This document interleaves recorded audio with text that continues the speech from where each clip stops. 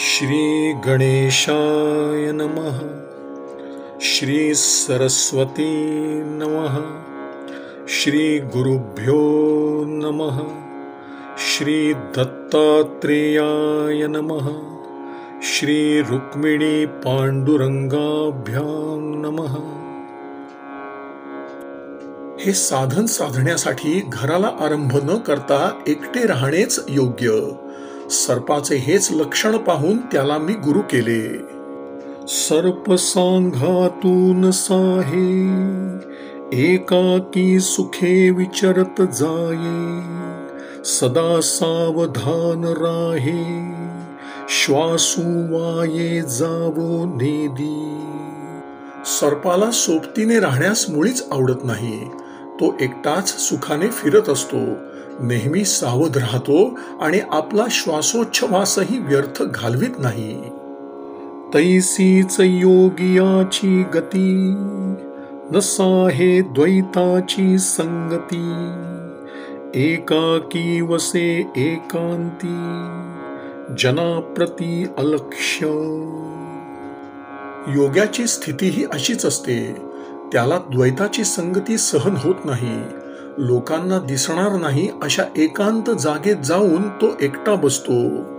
विषमाचा संगून करी, परिसमाचाही संगून धरी, निघे देह संगा बाहेरी, त्वचेचे परी सर्पाचे।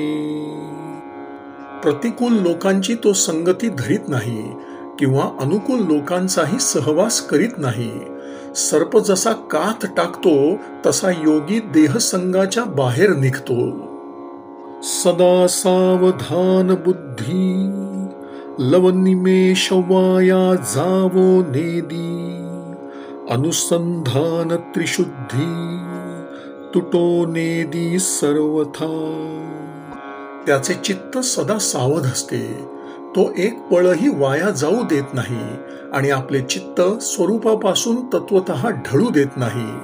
सर्प बिळा माझी रिघे बळे, मार्गी मागू देखती सकळे, धाला भुकेला हे त्यान कळे, गेला कळे सर्वांसी।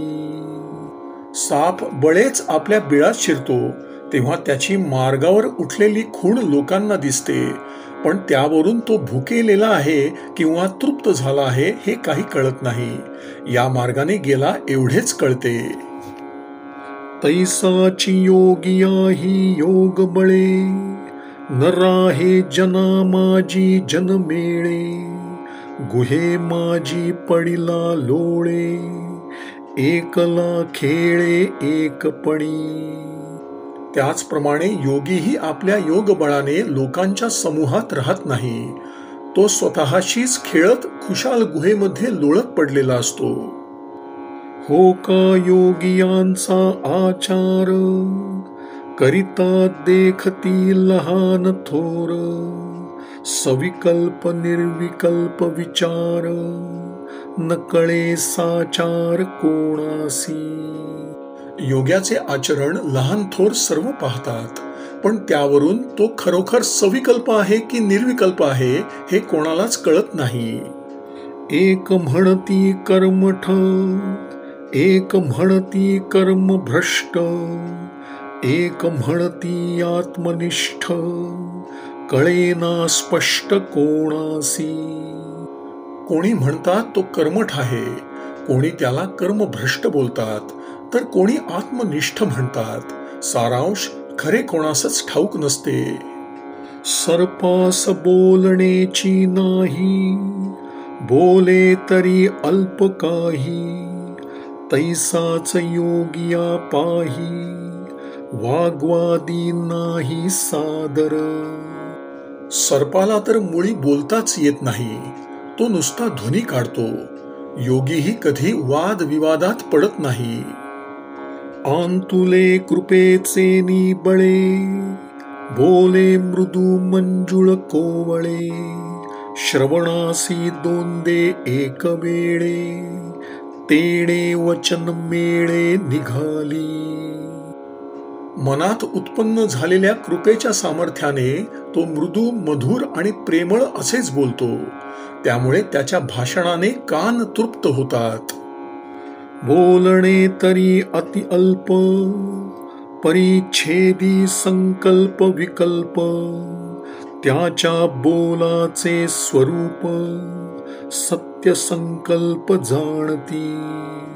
त्याचे भाषण अगदी थोडेच असते, परंतु ते ऐकणाराचे संकल्प विकल्प तोडून टाकते. त्याच्या भाषणाचा अर्थ केवळ सत्यनिष्ठ जनच जाणतात.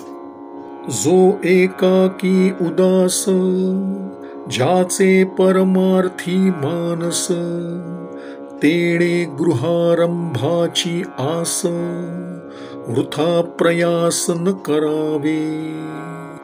तो एकटा उदासीन असतो, त्याचे चित्त परमार्थाकडे असते. तो घरादाराच्या आशेने वृथा प्रयास करीत नाही.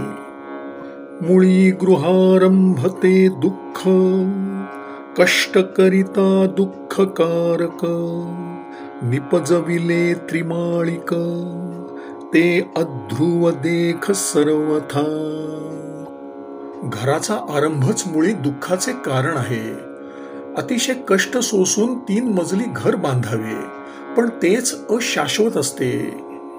जेथे संसारची नाशवंत, देह प्रत्यक्षाकारे असंत, तेथींचे गृहकाय शाश्वत, मूर्ख मानित सत्यत्वे.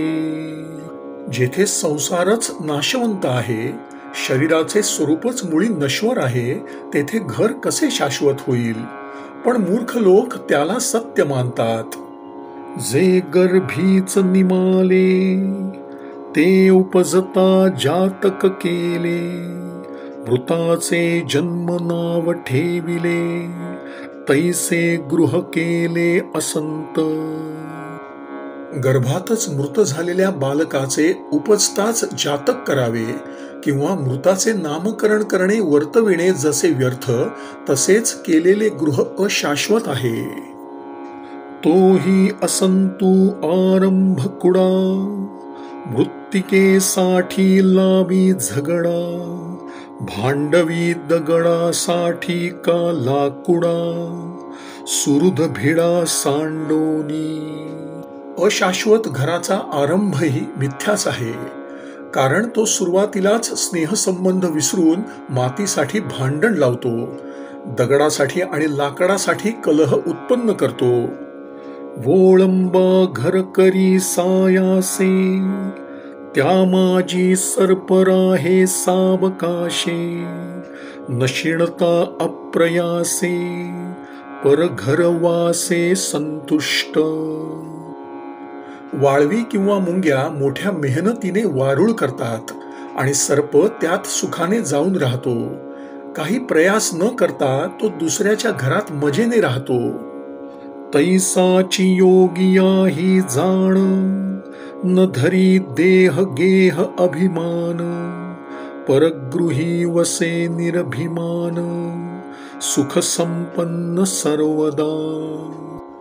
योगीही तसाच आहे असे जाण. तो घराचा किंवा देहाचा अभिमान न धरता निरभिमानाने दुसऱ्याच्या घरात सदा सुखाने राहतो.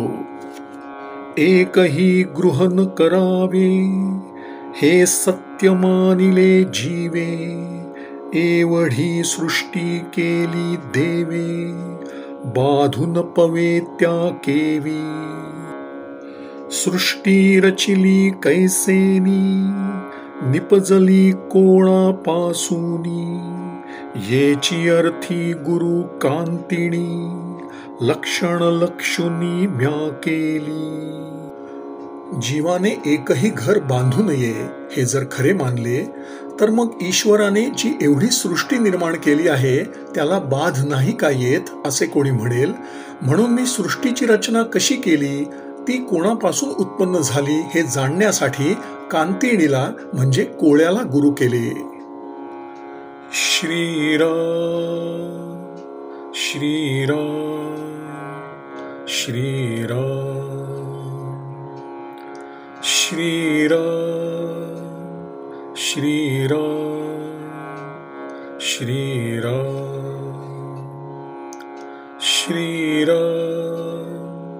श्रीराम श्रीराम। श्री सद्गुरु चरणार्पणमस्तु।